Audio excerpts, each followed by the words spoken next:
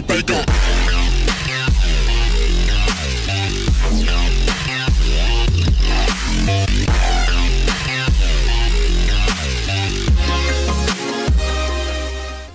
What is up, everybody? My name is Ali G, and welcome to yet another video regarding some of that Ni No Kuni 2 goodness, my guy. We haven't covered Ni No Kuni in a very long time, but now we already are back because E3 is pumping out all that Ni No Kuni 2 news. We got a release date confirmed for November 10th. We got a solid piece of 9 minutes of a boss battle gameplay. Then we got more fucking trailers, and then we have now official details regarding some of that Ni No Kuni 2 fucking goodness, my guy. We got official details regarding the story, official details regarding the location, some characters, the battle system, guardians, and more. Level 5 Studios updated the official Japanese website of Ni No Kuni 2 Revenant Kingdom. Therefore, we have all of this cool information regarding the game's worlds, the systems, and all that good stuff. So now we're going to be looking into that, the translated version that was given to us by Gematsu. So thank you to Gematsu for that shit, because that is fuego. So now, let's go on that Ni No Kuni 2 flow, my guy. It says right here on the very first screenshot that we're going to be covering,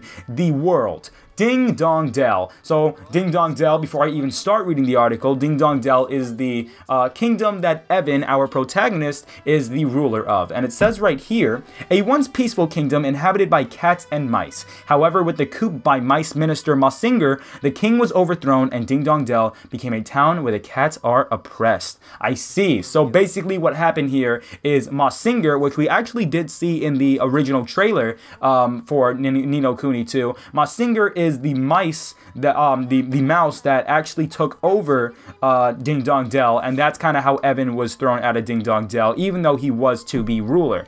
Now, if we move on to the next bit of information, we're actually going to be talking about Masinger. Here is an official render on Masinger, but like I said, we did see him in the trailer, in a previous trailer before, so, you know, this isn't really exactly new to us. But we do have confirmation that this is him. It says right here, the long reign of Mao family will come to an end. That's the quote for Masinger. But his actual article at the bottom of the screen says, Aide to Razuyo, the former king of Ding Dong Dell. He assassinated the king by secretly serving him poison after he led a coup in order to bury Evan, who ascended to the throne.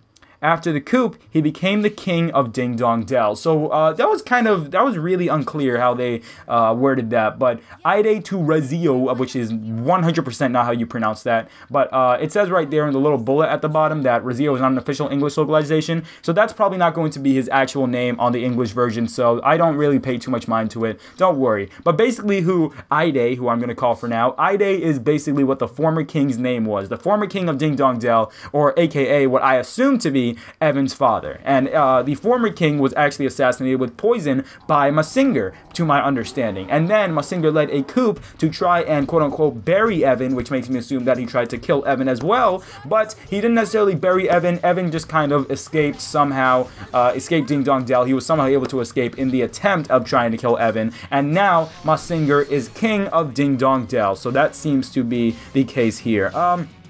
Now, regarding the other stuff, we kind of went over Masinger and Ding Dong Dell. So that's the tale of Ding Dong Dell, and that's basically Evan's main conflict at the moment. There is a overlying conflict within the game, most likely, but that's kind of how Evan gets kicked out of Ding Dong Dell, and now we officially know that, which is because we did not know before, even though they allude to it multiple times, and we were not 100% sure what exactly happened. But now we do. So yeah. Now, if we look at the next screenshot, this one says Valley of the Wind Snake. A rugged valley where the wind is always blowing. It towers high as if to divide Ding Dong Dell and other countries. It is the territory of the air pirate Batu, who is known as the Serpent of the Sky. One of the king's cradles lies at the end of the valley. Now it says in the little bullet at the bottom, Valley of the Wind Snake and Serpent of the Sky are not official English localizations. So those two names are not going to exactly be the official names for the English version. So if they sound very weird and they kind of make no sense, understand that Valley of the Wind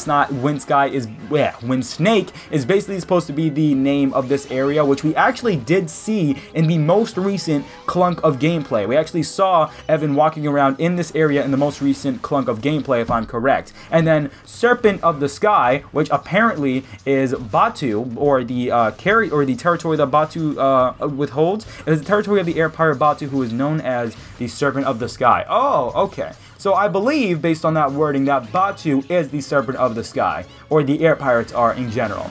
That's really cool though. That's really cool. I do like this. I do like this. We'll probably be able to see who Batu is later on in this news anyways, being that you guys probably don't know who he is in the first place, and neither do I.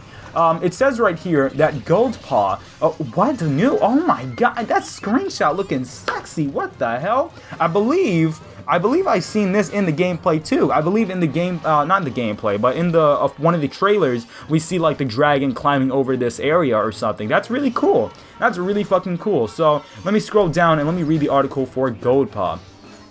It says right here, Goldpaw is a country where everything is decided by dice. Gambling is regarded as the country's key enterprise, so film gold basically. It has a thriving casino industry and many tourists visit to go to the casino. Dice are also used when it comes to trials and the country's major decisions. When there is an especially important decision to be made, a huge bronze statue called Lady Luck shakes the dice before the people. The only ones who can roll the dice are astrologers, and Pugnacius is the top one among them. Okay, so Pugnacius apparently is an astrologer, and this entire like city or whatever you want to call it, country, I think, country is called Goldpaw, and it's basically a gambling country. Okay, that's really cool. That's really cool. And the Pugnacius right here, we have an official render of Pugnacius, and we have an official details on Pugnacius. This is the guy that is allowed to roll the dice at Goldpaw. So now we'll specify his details right here. The king of Goldpaw, an astrologer regarded as the guardian of Lady Luck. He is originally from a poor village, or a poor family, excuse me. He positioned gambling as the country's key enterprise, maintains casinos, and is the driving force behind the country's considerable growth. Once a month, there is a right to determine the tax rate, but he illegally manipulates it to impose heavy taxes on the people. Oh my god, so he's a douchebag. Ah, what a bum. Get out of my fucking face, dude. What a douche, Pugnacious, son of a bitch. Okay, well that's Pugnacious for you. It says in his caption for what he says, this month's taxes are 6 times. Make sure you pay them. Oh, what a fucking money whore, you stupid little bitch. Okay, well moving on to the more news regarding Ni No Kuni goodness. We have actually, this is something that I've been wanting to know for quite some time. Okay, this is the first time I'm going to be reading this piece of news, so bear with me. We're moving on to some of the characters in Ni No Kuni 2, and we're going to be looking at some of the characters that we have seen many times in the trailer, but never actually known their name or have gotten no details on them. So right here, we have Aranella. Aranella, please Lord Evan, become the true king and save the world. So Aranella, which I at first assumed was Evan's mom. I believe it's Evan's mom. I'm not 100% sure, but we do kind of see that she, quote-unquote, dies in the trailer, trying to protect Evan as Evan's kingdom is taking over. So let me read this. Let me read this caption and see who she is. An attendant of the kingdom who looked after Evan since he was younger. She received battle and escort training in order to protect Evan. Evan loves her like a mother, and ever since the queen herself died, she strives to serve as a substitute for his mother. Oh, okay. That makes so much sense. Alright, well, the entire time I kept thinking, this has to be Evan's mom, because she really, you know, based on the interaction they have in the trailers, you know, it does kind of seem like it. I never really regarded the fact that she didn't really look like Evan's mom, but that's okay. That makes so much fucking sense. Okay, there we go. So it turns out that she is kind of what is like a bodyguard of Evan, and then his mom actually died really, really late in the past, and she kind of was the substitute for Evan's mom. Alright, that makes so much fucking sense. Okay, well now we're going to be moving on to the next man. We're going to be moving on to the next man of action, and that man is Batu. You guys entered our territory. In our world of air pirates, invasion of sky territory is worth the death penalty. Ooh, so Batu, which I actually, in my last video, I said that I believe this guy is Goto. Turns out he's not Goto. Turns out his name is Batu. And Batu right here, it says right here, a man feared and known throughout the land of Ni No Kuni as the Serpent of the Sky, the Valley of the Wind Snake in his territory. He is lively and a big-hearted and popular among air pirates. He took in young Tani and is raising her as his daughter. Okay, no, so wait, I guess I just got the name wrong. wrong or something? Because apparently this is Tani's father. Okay, I was right. I was right and I was wrong in a way. If you watched my last Ni No Kuni 2 video, I said that this guy is Goto, Tani's father, the leader of the air pirates. He's not the leader of the air pirates, nor is his name Goto, but his name is Batu, and he is Tani's father, or her adopted father, whatever, and he is very popular among the air pirates, but it doesn't seem like he is the quote-unquote leader, or at least they didn't officially say he is the leader. But I was really close. Don't at me for that shit. I was fucking close as shit. Okay. So that's Batu, and that's Aranella. So we got Aranella details and Batu details right there. So now we're gonna move on to the next character, and that, my friend, is Auntie Martha. I do not believe we've ever seen this character in any of the trailers. If I'm correct, I've never seen this character in any of the trailers or anything. So this is a new character to us, Auntie Martha. Her quote says, "They can only be seen by people who have a pure heart, these little ones." Ooh, okay, before I even read her caption, I'm pretty sure I can predict that she's talking about the Higgledies. The Higgledies in Ni No Kuni 2 Revenant Kingdom are basically the Higgledies are basically the little monsters that like roam around with you as you're in the middle of battle. The ones that are like red, green, white, and blue. Those are the ones that I was talking about in my last video regarding the gameplay. That's basically what they are. I don't even have to read her caption, but I'm still going to regardless. It says right here, a user of small spirits known as Higgledies. However, she mainly uses them as housekeeping helpers. She helps out Evan and Roland in various ways. For example, by teaching them how to use Higgledies, and after the two saved her from the attack of a frenzied monster. Okay. Alright, so basically that's how you get the Higgledies. You get them from Auntie Martha. That's how you first acquire them, and that's how they help you throughout the game. Alright, so that's actually a really big battle system. So now we're going to be actually getting into really gritty details on Ni No Kuni 2's gameplay. We talked about the new characters, we talked about the story details, the locations within Ni No Kuni, but now we're going to be talking about the battle system, and we're going to be looking at screenshots and gameplay from my previous video on Ni No Kuni 2. So without further ado, let's get into that news. Right here it says close range attacks along with this screenshot. Evan's standard attack unleashes various attacks by combining button presses. Make use of the jump action for a higher positioned attack. Oh, alright, so that's really cool. It says right there that's basically Evan's standard attack. Unleash various attacks by combining button presses. So basically just like spam the same button. And apparently if you jump, you get like a higher positioned attack. And a higher positioned attack, which I assume will do more damage. I don't really see why you would want to do a higher positioned attack. Or maybe you want to hit the head if it does more damage or anything like that. So that's going to be really cool when you actually see that in the fucking gameplay. I cannot wait, man. I cannot fucking wait for this game.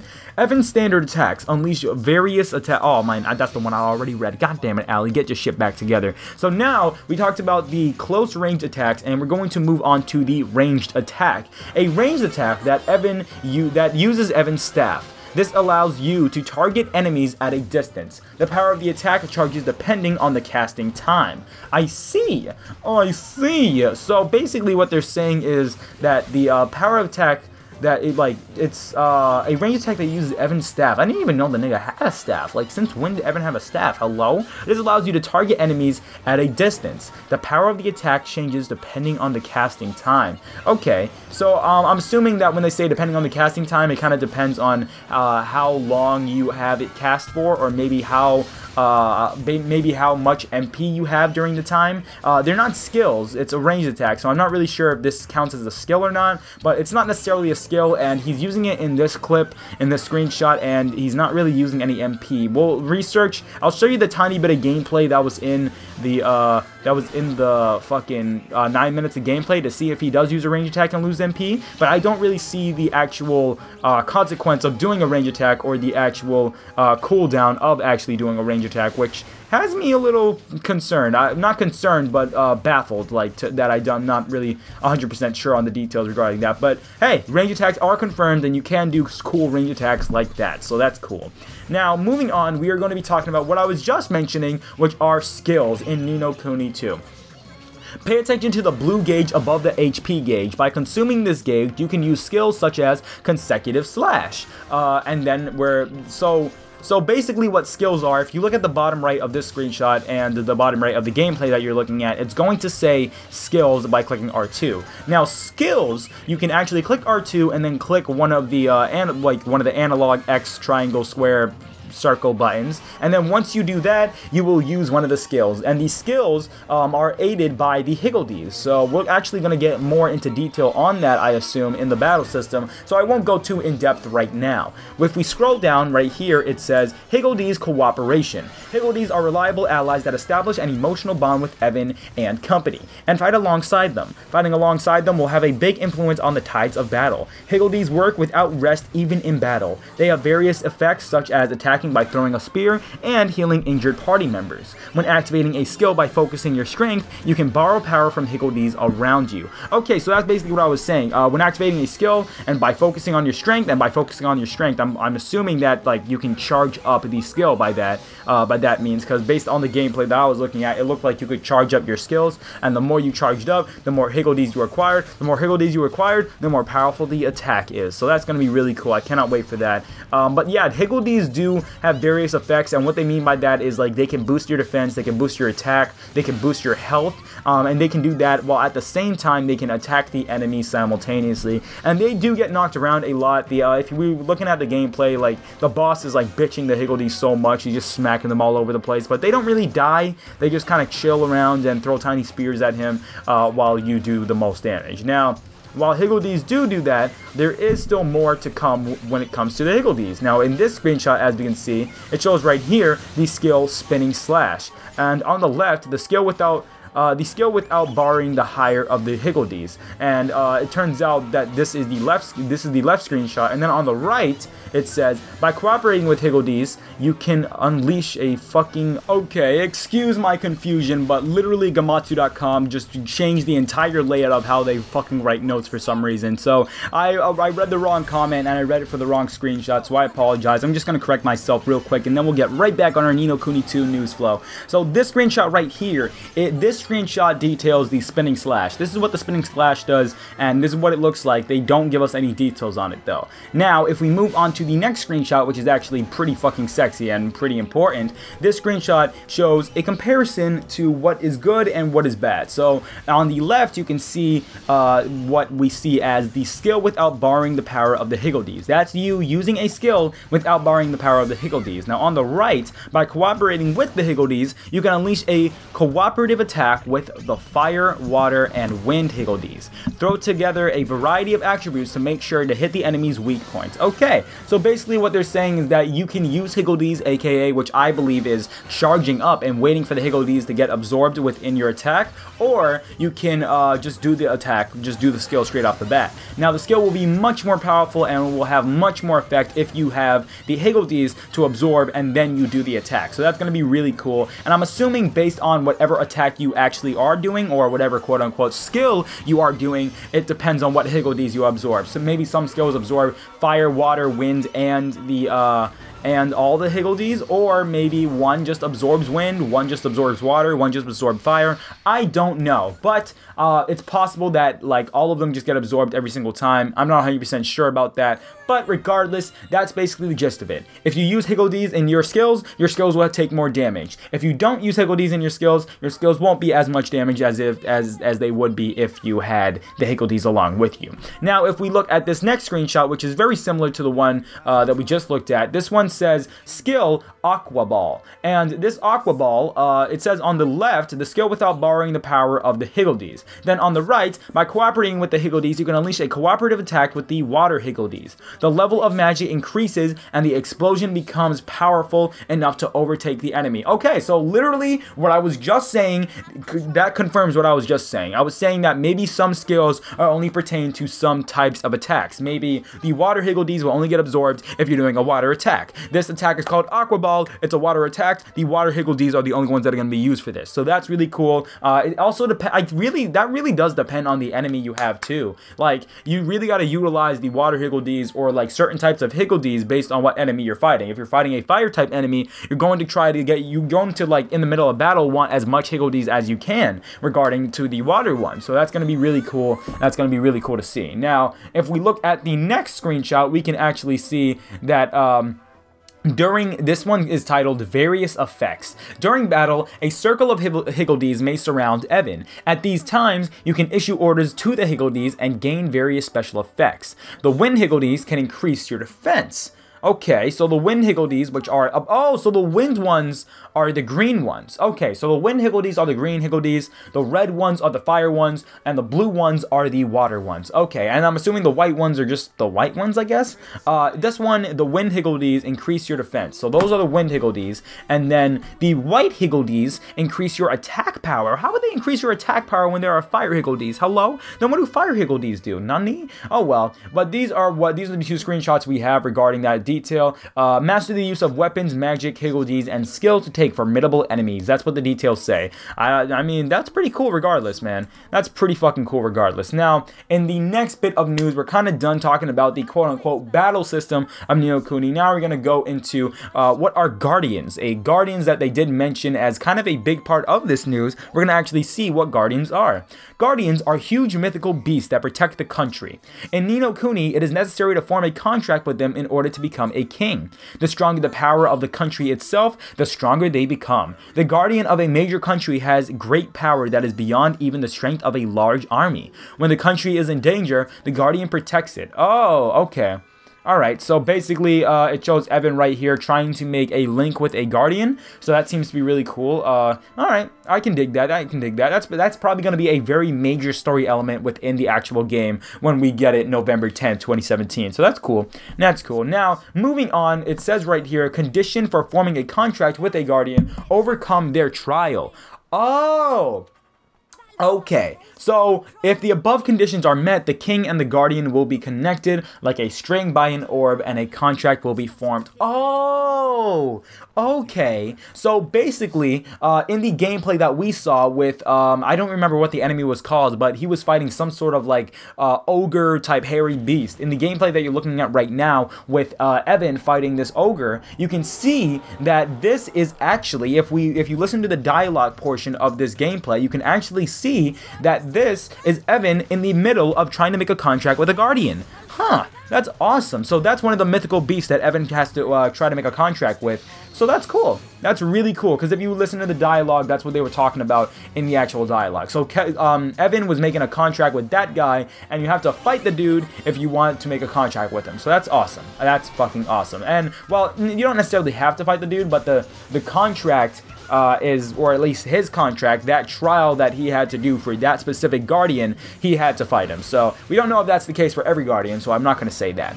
But anyways, let's continue on with some more of that guardian information. And it says right here, Lofty, a guardian. Okay, so this is a character that we've seen in the trailer a couple times, and it seems to be the quote-unquote Mr. Drippy of this game. So guardian, this is actually a guardian himself, huh? You know, okay, so that probably, what I was just saying probably applies as well. You don't necessarily have to be a guardian that is strong as fuck or anything. You just have to be a mythical creature, and you don't necessarily have to fight it either. So I'm pretty sure you don't have to fight this little pipsqueak. We've seen him before, and he is actually in the little screenshot that we were looking at a second ago. And it's okay, so that's really cool. That's really cool. So this guy's name is Lofty, and his caption says, I'm a great guardian. If you say rude stuff like calling me fluffy or tiny, I'll spark you to death. Ooh, okay, feisty little man. Now, it says in the caption for this guy, the guardian of the country founded by Evan. He issued Evan a challenge and recognized him as a king after it was cleared. He is somewhat unreliable, and although he has the appearance of a cute mascot character, as he says himself, I'm amazing when I go all out. Okay, well, I'm gonna hold you to that, Lofty, when I see the game on November 10th, 2017. Alright, so that is Lofty. He, I believe he's going to be one of the main cast, even though he's a guardian. I believe he's going to be like one of those guys that helps you in battle and stuff. So similar to Mr. Drippy, but you know, he's still Lofty, so it's whatever. Now this guy right here, Longfang, a guardian. Ooh, we actually see this guy as well. I believe we see this guy in the casino place that we were talking about earlier in this video. I believe this guy is from Goldpaw. I'm not 100% sure about that, but I believe in the little bit of stuff that we saw around this guy in the trailer, you do have to fight this guardian, because they did show gameplay of Evan fighting this guardian. Now, it says in the caption for this is the guardian of Goldpaw. Oh, yo! Hey, I fucking got it, bro. I'm on my shit today. The Guardian of Goldpaw. Although it is a kind-hearted guardian, it is always misunderstood as angry because of its scary face. A guardian of considerable learning, Longfang is pleased with the source of knowledge that is Goldpaw's archives.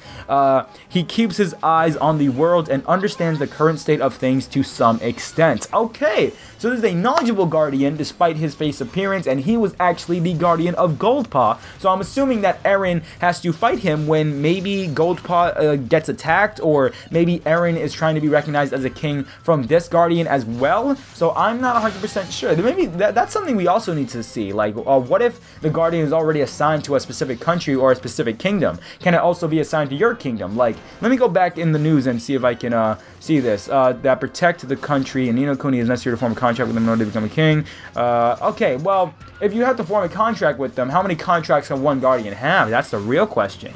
That's the real question. Okay.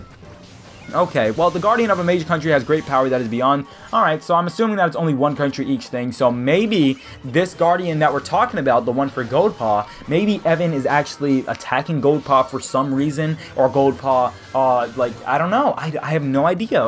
But based on what they say here, based on the information we have on guardians, I think it's unlikely that Evan is trying to, quote-unquote, prove himself as a king to this guardian and create a contract with them. I don't think that's the case here. But well, you never know. You never know. Now, moving on to the next bit, we see a Trial of Courage King's Cradle. Now, this screenshot right here, we actually saw this directly in the gameplay that we were looking at last video. Now, in this right here, which looks like a giant face with a giant ass nose, it says for the caption, in order to become a king, it is essential to form a contract with a guardian. Only someone who has tested a king's cradle where a guardian awaits can obtain the qualifications of a king. In order to form a contract with a guardian, Evan goes to the king's cradle. Awaiting him there is a trial of courage that he must confront. Okay, so I'm wondering if this is only for one specific guardian, or if you have to go to the trial of courage so you can fight many guardians, and many guardians will protect Ni No Kuni